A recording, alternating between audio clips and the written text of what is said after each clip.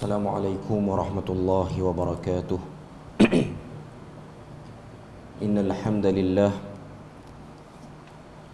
nahmaduhu wa nasta'inuhu wa nastahdihi wa nastaghfiruh wa na'udzu billahi min shururi anfusina wa min sayyiati a'malina. Man yahdihillahu fala mudilla lahu wa man yudlilhu fala hadiya lahu. Asyhadu an la ilaha illallah wahdahu la syarika lah wa asyhadu anna Muhammadan abduhu wa rasuluh. Ya ayyuhalladzina amanu taqullaha wa qulu qawlan sadida yuslih lakum a'malakum wa yaghfir lakum dhunubakum wa man yuti'illaha wa rasulahu faqad faza fawzan 'azima. Alhamdulillahilladzi bini'matihi tatimmu as-salihat. Rabbana atina min ladunka rahmatan wa hayyi' lana min amrina rashada. Allahumma ati nafsi taqwaha wa zakkiha wa anta khairu man zakkaha. Anta waliyuha wa maulaha. Alhamdulillah, syukur pada Allah Azza wa Jal kerana dengan rahmat dan juga limpah kurnia yang Allah Ta'ala berikan dapat kita bersama pada pagi ini, menyambung lagi perbahasan daripada risalah 30 teknik tepat tadabbur Al-Quran.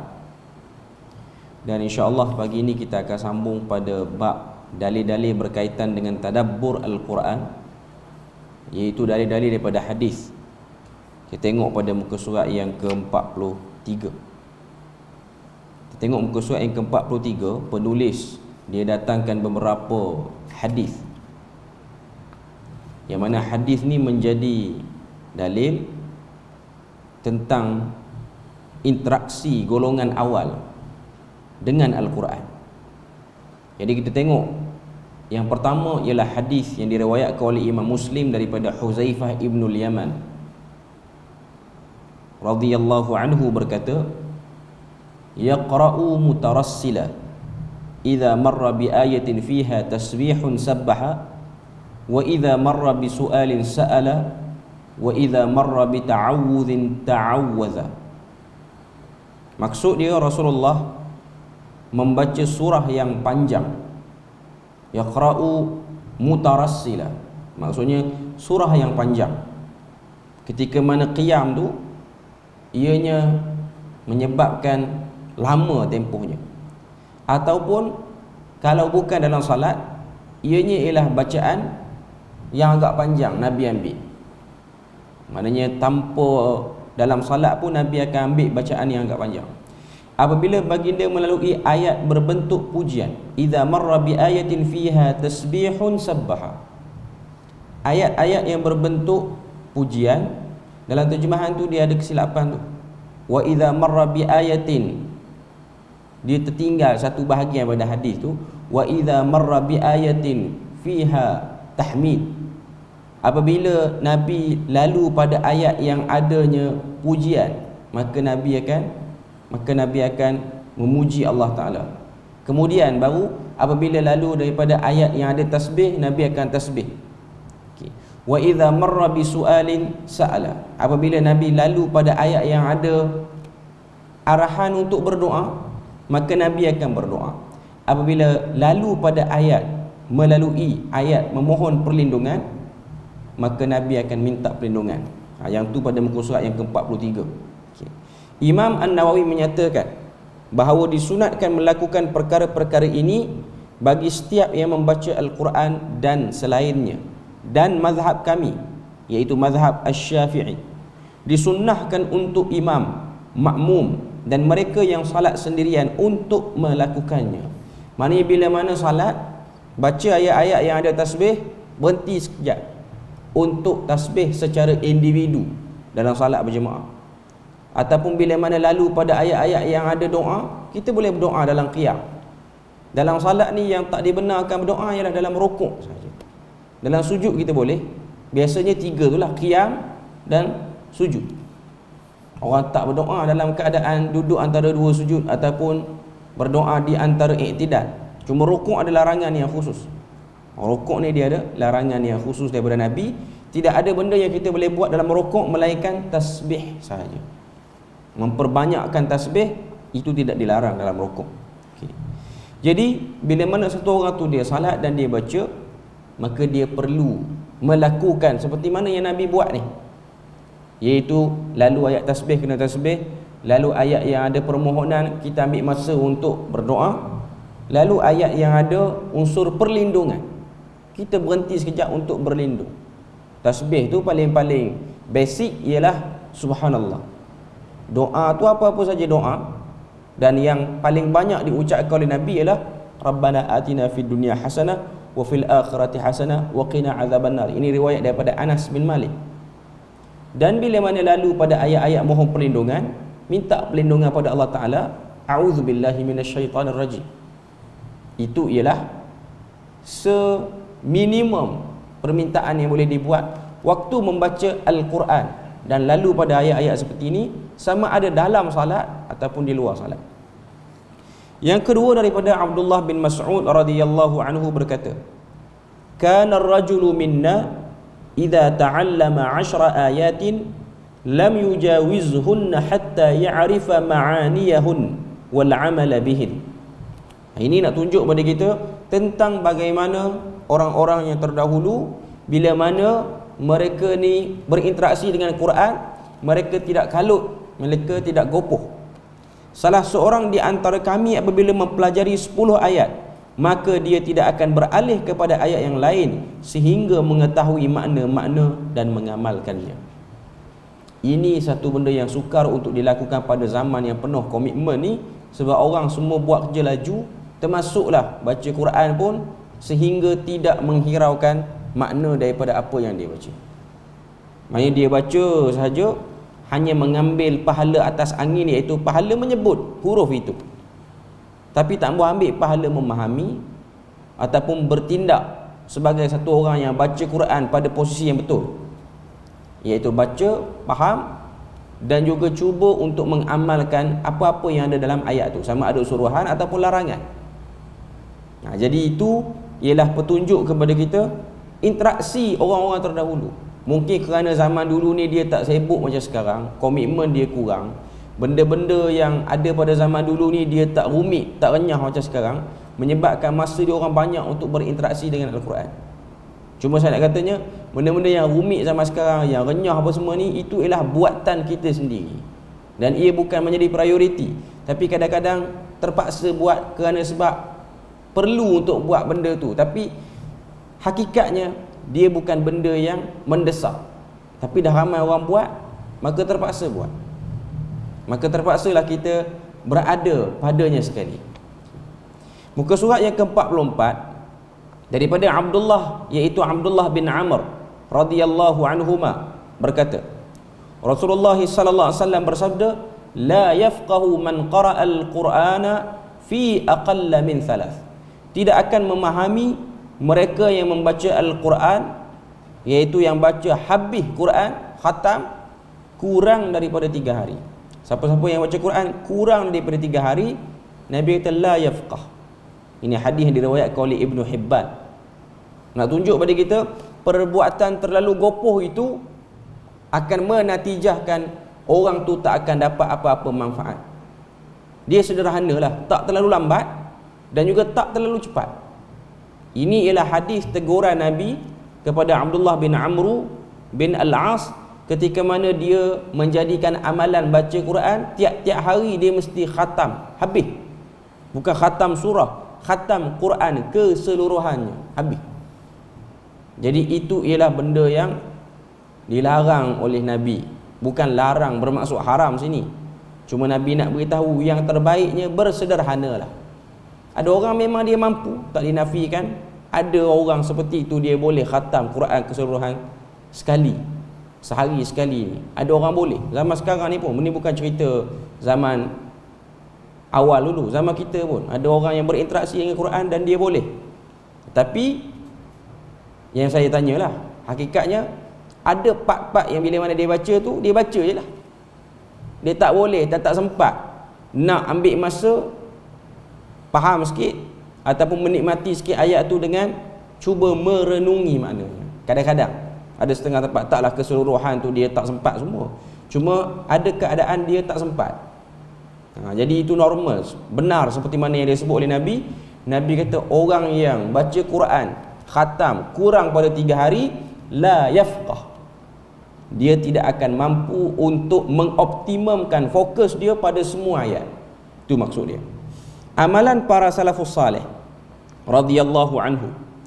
Imam Malik meriwayatkan daripada Nafi', daripada Abdullah bin Umar berkata, Nafi' ni memang anak murid kepada Imam Malik. Ta'allama Umaru, Nafi' ni anak murid kepada Abdullah bin Umar. Imam Malik tu ialah anak murid dia. Maknanya Nafi', Abdullah bin Umar, Nafi' dan juga Imam Malik. Abdullah bin Umar berkata, ta'allama Umarul Baqarata fi 12 sana falamma khatamaha nahara jazura. Umar belajar surah Al-Baqarah selama 12 tahun. 286 ayat dipelajari dan diteliti selama 12 tahun dalam keadaan Umar, satu orang yang sudah bertutur dengan bahasa Arab yang paling terbaik dan tidak tercemar dengan penambahan. Umar Al-Khattab itulah sahabat Nabi yang masuk dalam senarai 10 orang ahli syurga. 5 orang terawal tu nama dia. Dia belajar surah Baqarah. Bukan dia belajar membaca ni. Jangan ingat Umar belajar daripada Iqra' ke. No. Dia belajar dengan makna merenungi makna-maknanya. Kalau yang dah bercakap dengan bahasa Arab ni, yang confirm kalau dia mimpi tidur waktu malam memang dia cakap Arab lah mimpi dia. Nak kata dia sebati dengan bahasa Arab tu, pun ambil masa yang lama untuk faham Quran. Kita yang cakap Melayu, cakap bahasa Arab pun bunyi Melayu juga, lagi jauh lah dan lagi ambil masa lah untuk benda tu. Tapi boleh. Persoalannya ataupun apa yang saya nak sebut, benda tu boleh untuk satu orang tu capai. Cuma dia kena konsisten saja. Yang menjadi masalah dan yang mengganggu kita ialah konsisten tu lah. Dia bukan benda yang mudah. Kata Abdullah bin Umar, ketika mana Umar mengkhatamkan pembelajaran dan penelitian dia terhadap surah Baqarah, nahara jazura, lalu dia menyembelih beberapa haiwan ternakan sebagai tanda bersyukur. Yang ni ramai kita buat. Habis baca kitab, buat jamuan. Kitab tak faham pun, buat saja jamuan. Tapi confirm jamuan tu lebih hebat daripada jamuan Umar ni lah. Sebab mungkin kambing golek ni musim-musim raya ni kan, lagi banyak lah tu. Kalau ada kebetulan ustaz habis kitab pun nama. Tapi tanya, kitab tu ada berapa bab? Saya tak tahu berapa bab. Yang pasti hari penutup dia kambing golek. Itu saja. Teruk pada kambing. Cuma nak katanya itulah keadaan manusia. Itulah keadaan manusia. Tapi zaman Umar ni dia bersyukur. Tak salah. Bila mana kita habis belajar apa dia, kita buat benda tu, menzahirkan kegembiraan dengan cara ni. Dia bukan benda yang salah. Tapi pastikan bila mana kita habis tu, kita ada kesan daripada apa yang kita buat tu. Maknanya satu perjuangan, satu laluan perjalanan untuk memahami Al-Quran itu ditutup dengan kesyukuran. Ianya tak salah. Cuma nak katanya kesyukuran tu lebih, apa yang dapat pun tak tahu. Yang tu kena buat revision balik ataupun kena buat muhasabah balik. Yang kedua daripada Abdullah bin Abbas radhiyallahu anhu berkata, qadima ala Umar rajulun faja'ala Umaru yas'alu 'anil nasi faqala. Ada seorang lelaki mendatangi Umar, lalu Umar bertanya mengenai orang ramai. Umar tanya dia berkenaan dengan orang ramai. Ya Amiral Mu'minin, qad qara'a al-Qur'ana minhum kadza wa kadza. Faqultu wallahi ma uhibbu an yatasara'u yawmahum hadha fil Qur'an. Hadhihi al-musara'ah. Qala fazabarani Umar. Thumma qala mah. Fantalaqtu limanzili hazinan faja'ani. Faqala ma alladhi karihta mimma qala ar-rajulu anifa. Qultu mata ma yatasara'u hadhihi al-musara'atu yahtaqu aw yakhtasimu. kullun yaqulul haqqa 'indi wa mata yahtaqu yakhtasimu wa mata ikhtasimu yakhtalifu wa mata ma yakhtalifu yaqtatilu faqala Umaru lillahi abuk laqad kuntu aktumhan nas hatta ji'ta biha. Apa maksud hadis ni? Kita tengok terjemahan dia. Ada seorang lelaki mendatangi Umar, lalu Umar bertanya mengenai orang ramai, iaitu mengenai satu kelompok manusia. Orang itu menjawab, wahai Amirul Mukminin, Al-Quran mereka telah baca demikian dan demikian. Lalu aku berkata, demi Allah, aku tidak suka mereka terburu-buru membaca Al-Quran sedemikian cepat dalam sehari. Maknanya Umar tanya tentang kelompok manusia ni buat apa dengan Al-Quran, apa program dia dengan Al-Quran. Lalu jawab lelaki ni, mereka telah berlumba-lumba baca Quran dan cuba untuk menjadi orang yang paling cepat khatam. Maknanya pada zaman Umar ni benda ni dah berlaku, keadaan seperti ini dalam kalangan orang-orang Islam pada waktu itu. Kemudian Ibnu Abbas berkata, lalu Umar memarahinya, kemudian berkata, apa ini? Lalu aku pulang dengan hati sedih. Lalu Umar mendatangiku semula dan bertanya, apa yang tadi engkau suka daripada ucapan lelaki? Apa yang tidak engkau suka daripada ucapan lelaki tadi? Maknanya waktu berlakunya conversation, perbualan di antara Umar dengan lelaki yang tak diketahui ini, ianya disaksikan oleh Abdullah bin Abbas. Bila mana Umar menegur perbuatan sekelompok manusia setelah dapat tahu daripada lelaki yang dia tanya ni baca Quran cepat sangat nak khatam, lalu Umar pun marah dia. Umar tak suka dengan benda tu. Lalu Abdullah bin Abbas dia pulang balik rumah dalam keadaan hati dia rasa sedih. Lalu Umar mendatangiku, kata Abdullah bin Abbas. Umar datang dan tanya kepada Abdullah bin Abbas sebab Umar perasan ada benda yang tak kena kepada Abdullah bin Abbas ni. Lalu tanya Umar kepada dia, apa yang kamu tidak suka daripada ucapan lelaki itu? Aku menjawab. Yang jawab ni siapa? Yang jawab ni ialah Abdullah bin Abbas. Ketika mereka terburu-buru sedemikian rupa, maka mereka akan saling mengaku yang paling benar, berselisih dan masing-masing mengatakan akulah yang paling benar. Okey. Maknanya perbuatan membaca Al-Quran yang berlaku pada kaum itu, dia bukan buat halaqah baca Quran, buat halaqah baca Quran. Yang dimaksudkan daripada perbuatan baca Quran itu ialah mempelajarinya secara terburu-buru. Baca habis 10 ayat, tak sempat apa-apa lagi, tambah lagi. Mungkin dia punya silibus dia bukan 10 ayat, satu surah, pergi ke surah seterusnya, menyebabkan pemahaman itu tidak sempat untuk matang dan menjadi tempat syaitan untuk bermain kepada orang-orang seperti ini. Bila mana dia belajar Quran dalam keadaan seperti ini, maka Quran yang dipelajarinya itu akan berubah daripada landasan. Berubah macam mana? Sepatutnya Al-Quran itu menjinakkan hatinya, melunakkan hatinya. Dia berubah kepada satu part, iaitu pembelajaran Al-Quran ialah menjadi medan dan tempat untuk menyuluh orang lain ataupun menghentam orang lain. Itu poin dia. Itu bukan setakat berlaku pada zaman ni, pada zaman Abdullah bin Abbas ni, zaman kita pun sama. Bila mana ada orang dia belajar tafsir lebih sikit pada orang lain, bila mana ada orang dia belajar Quran lebih sikit pada orang lain, apa-apa saja bidang dalam Quran, ada orang dia belajar tajwid lebih sikit pada orang, ada orang dia belajar tafsir lebih sikit pada orang, ada orang dia belajar bahasa daripada Al-Quran, bahasa Arab tu lah, lebih sikit pada orang. Dia akan ada satu penyakit, dia pergi dengar apa-apa pengajian, dia nak cari salah berdasarkan bidang yang dia sedang dalami tu. Dan dia bukan dilantik oleh mana-mana badan autoriti untuk jadi penyelidik ataupun tukang periksa. Pengajian ni menepati KPI-nya tak? Pengajian ni betul ataupun tidak? Kalau dia dilantik sebagai pengawal kuasa tu cerita lain. Akhirnya dia dengar imam baca ni tajwid dia tak betul. Dia ambil kursus tajwid berbayar 200 bulan, belajar dengan penipu. Sebab ada juga orang ajar tajwid ni penipu. Mahal ribu-ribu lah.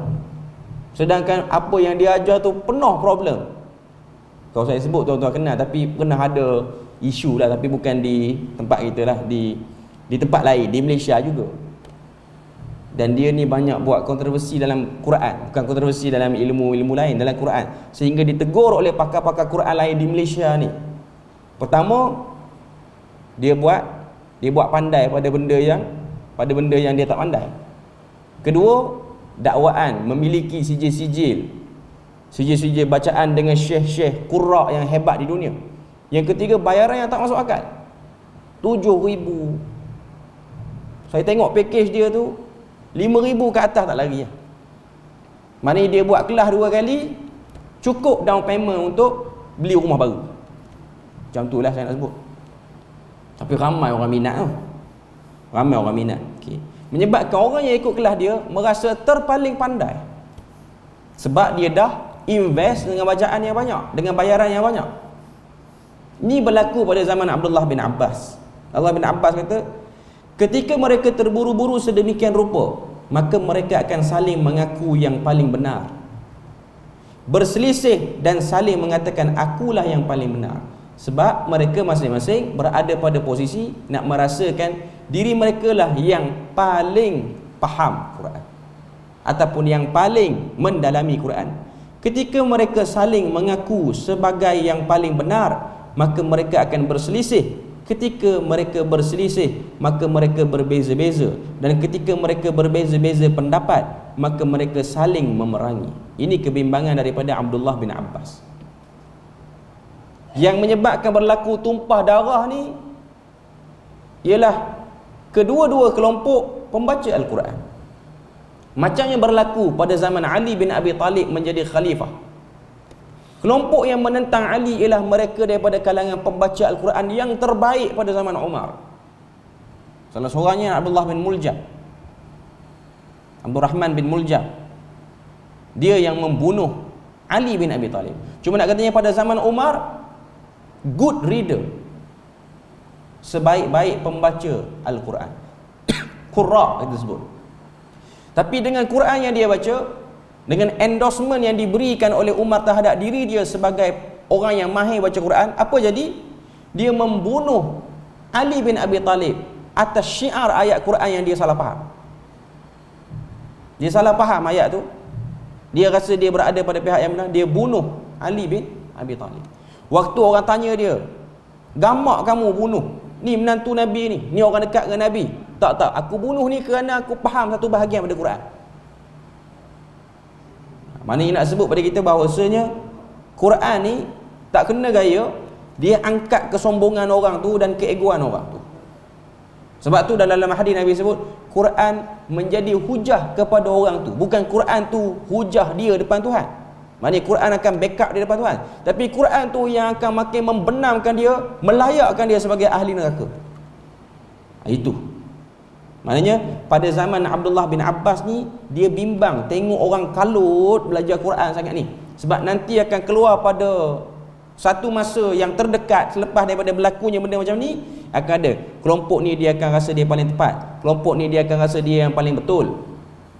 Sepatutnya bacaan Al-Quran itu menyatukan semua orang Islam. Sebab Quran yang kita baca sama oleh mana-mana orang Islam, di mana-mana negara, di mana-mana bangsa pun.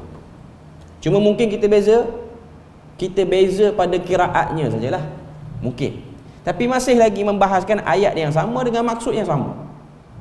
Kalau dia tidak berlaku penyatuan itu, dan tidak berlaku benda yang seperti mana diharapkan oleh Abdullah bin Abbas, maka kita tengok apa yang dia sebut sini.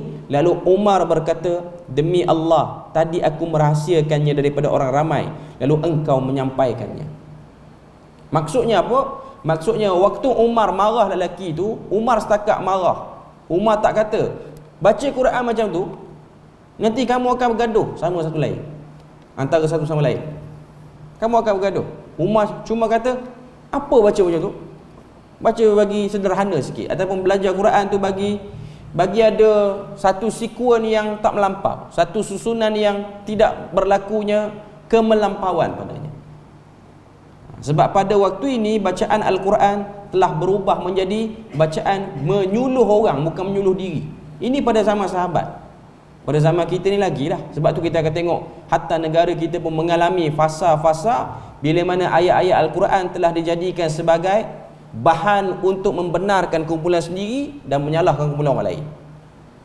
Kita tengok fasa tu, penggunaan dalil-dalil yang salah kefahamannya lalu diletakkan pada tempat yang salah. Akhirnya apa yang timbul? Yang timbul hanyalah ketebalan kebencian kepada kelompok yang disangka tidak pandai dan tak tahu pun berinteraksi dengan Al-Quran. Cuma nak katanya kebimbangan Abdullah bin Abbas tu ialah kebimbangan yang memang realitinya berlaku pada zaman tu sampailah kepada zaman sekarang. Okay. Muka surat 46 daripada Abdullah bin Umar radhiyallahu anhuma berkata, "Kana al-fadilu min ashabi Rasulillah sallallahu alaihi wasallam fi sadri hadhihi al-ummati la yahfazu min al-Qur'ani illa as-surata aw nahwaha wa ruziqu al-'amala bil-Qur'an wa inna akhir hadhihi al-ummah yaqra'una al-Qur'ana minhum as-sabiy wal-a'ma wa la yurzaquna al-'amala bih." Wa fi hadha al-ma'na qala Ibn Mas'ud, "Inna sa'uba 'alaina hifdhu alfadhil Qur'an wa sahula 'alaina al-'amalu bih wa inna man ba'dana yashulu 'alaihim hifdhul Qur'an wa yas'ubu 'alaihim al-'amalu bih." Al-fadil, al-fadil sini maksudnya golongan yang ada kelebihan, termasuk daripada sahabat Rasulullah sallallahu alaihi wasallam di permulaan umat ini yang tidak menghafal Al-Quran kecuali satu surah atau semisalnya sahaja. Maknanya kelompok yang awal dulu mereka tidak kalut ataupun tidak tergopoh-gapah dalam menghafal Al-Quran.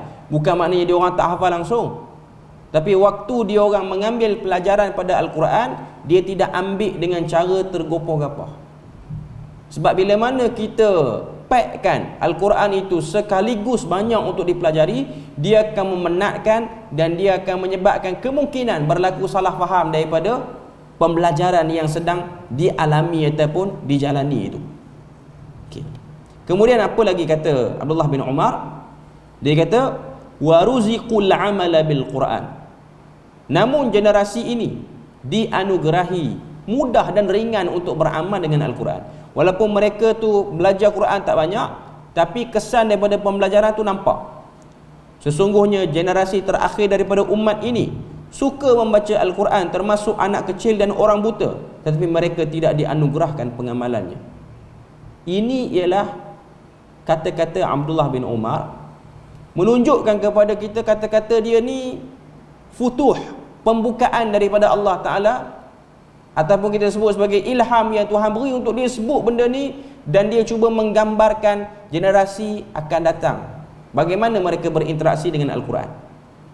Kata Abdullah bin Umar, wa inna akhira hadhil ummah, sesungguhnya penghujung kepada umat Nabi Muhammad ni, iaitu kita lah. Sebab Abdullah bin Umar tak hidup sama kita, tapi dia sedang bercakap pada gambaran akan datang.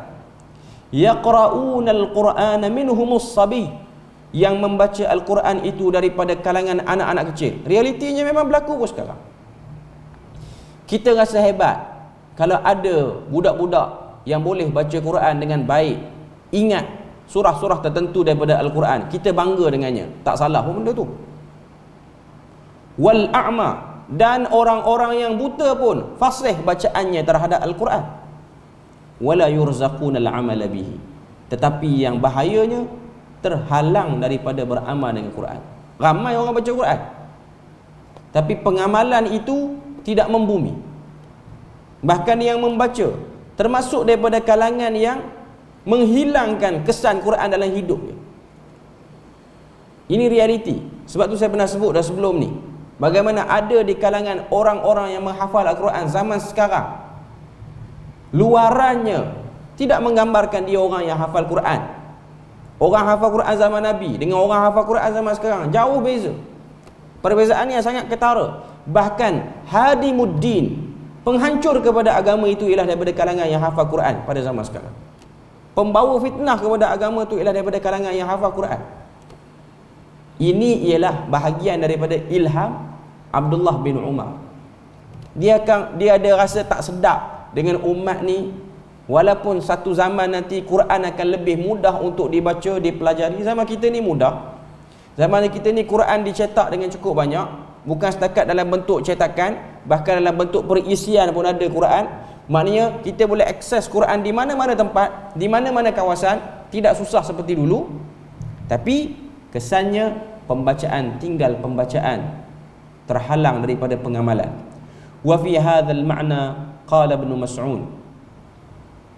Apa dia sebut sini? Dia kata dengan nada yang sama juga telah berkata Abdullah bin Mas'ud, inna sa'uba alaina hifdhu alfazil Quran wa sahula alaina al'amalu bihi. Sukar bagi kami menghafal lafaz-lafaz Al-Quran, namun mudah bagi kami mengamalkannya. Itu pada zaman sahabat. Dia orang nak sebut payah. Sebab kita kena tahu ada sebahagian sahabat-sahabat yang bukan datang daripada kawasan yang dekat dengan Nabi. Maknanya dia bukan daripada Quraisy. Dia bukan orang yang duduk kawasan Hijaz, datang pada kawasan lain. Dan orang datang kawasan lain ni, dia ada gaya bercakap dia yang lain, dia ada logat dia ada pelat dia yang lain. Mereka ni payah. Sebab tu ada orang, dia buat satu kaedah mudah. Orang Arab mudah belajar Quran sebab dia orang bercakap bahasa Arab. Tidak.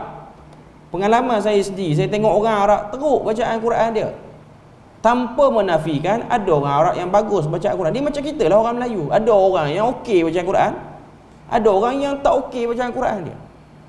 Cuma kita tak boleh buat kaedah mudah. Mentang-mentang dia cakap bahasa Arab, lalu dia pun pandai baca Quran. Dia macam kita orang Melayu. Cakap Melayu, SPM bahasa Melayu, E juga. Mana dia tak erti bahasa Melayu. Nak sebut kepada kita bahawasanya itu normal.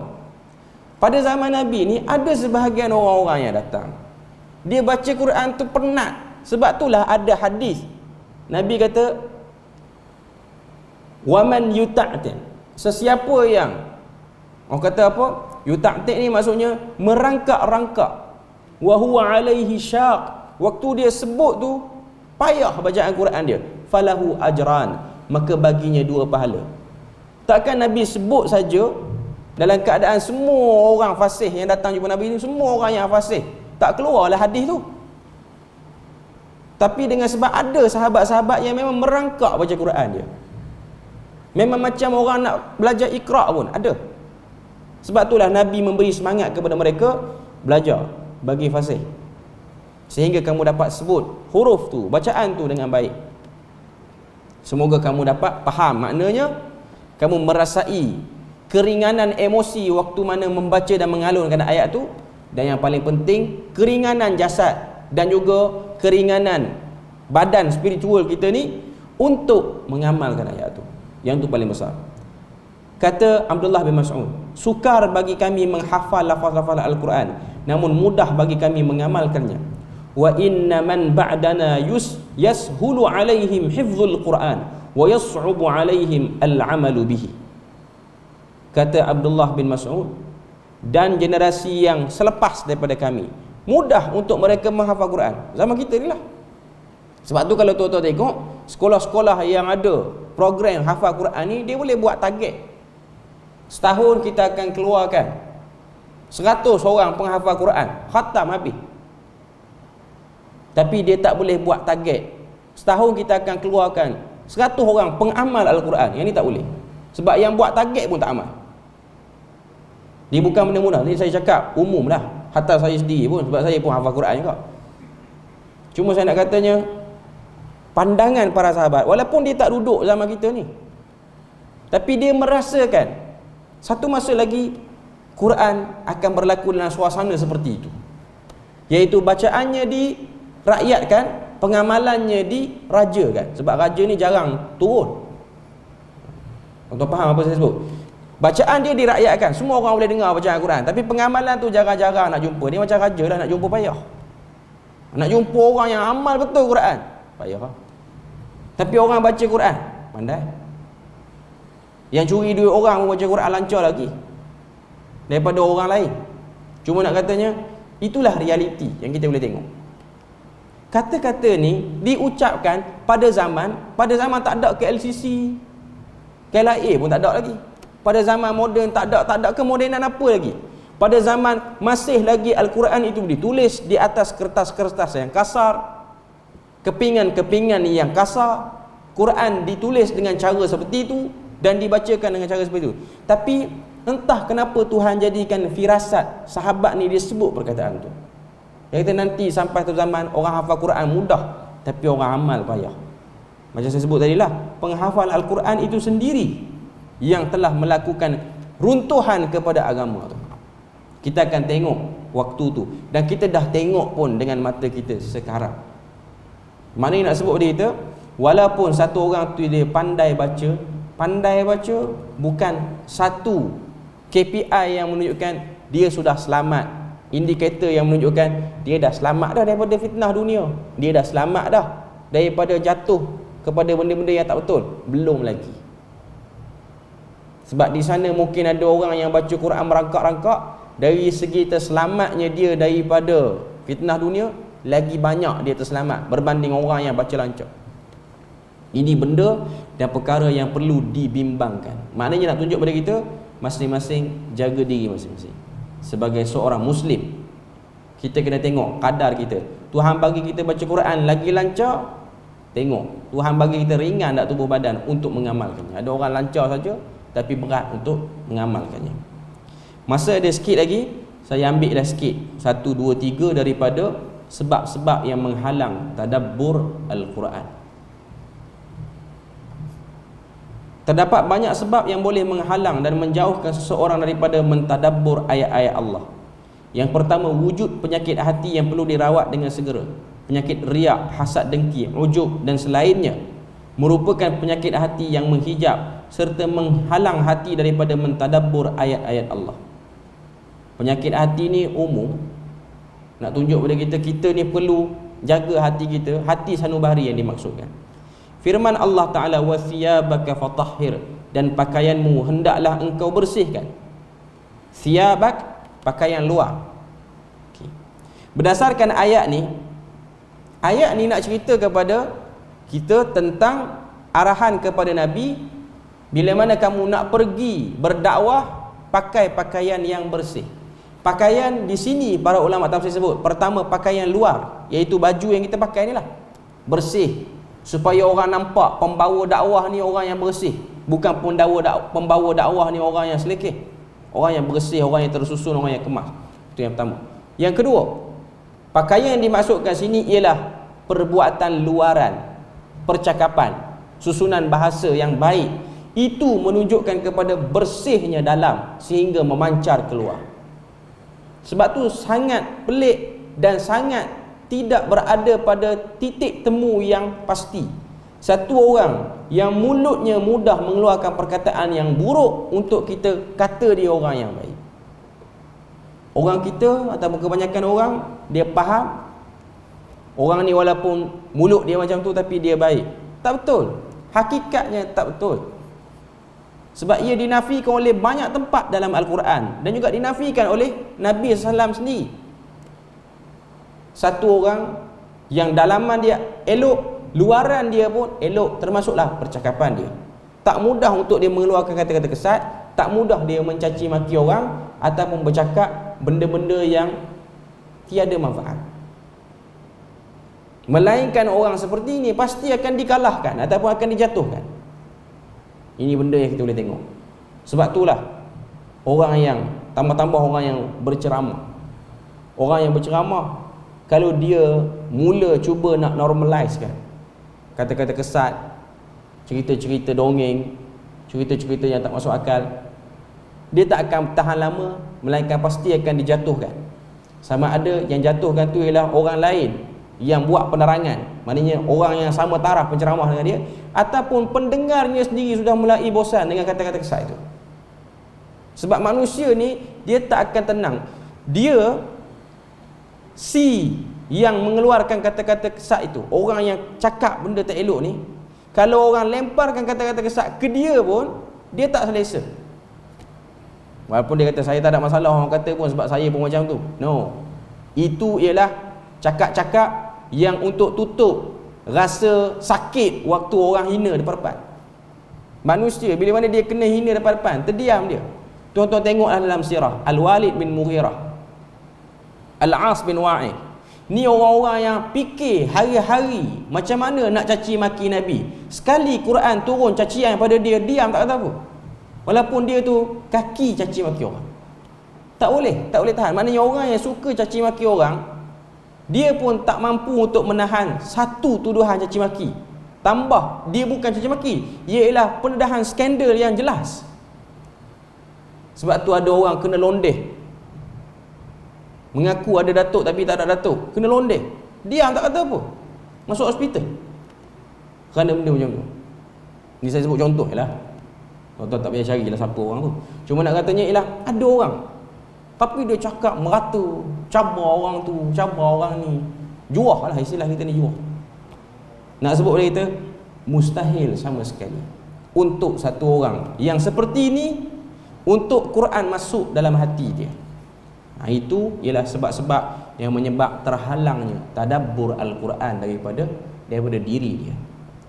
Jadi saya rasa kita berpada situ ialah kot untuk pagi ini. InsyaAllah kita akan sambung pada bahagian-bahagian yang lain. Moga Allah Ta'ala beri rahmat dan berkat.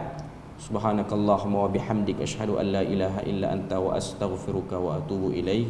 Wassalamualaikum warahmatullahi wabarakatuh.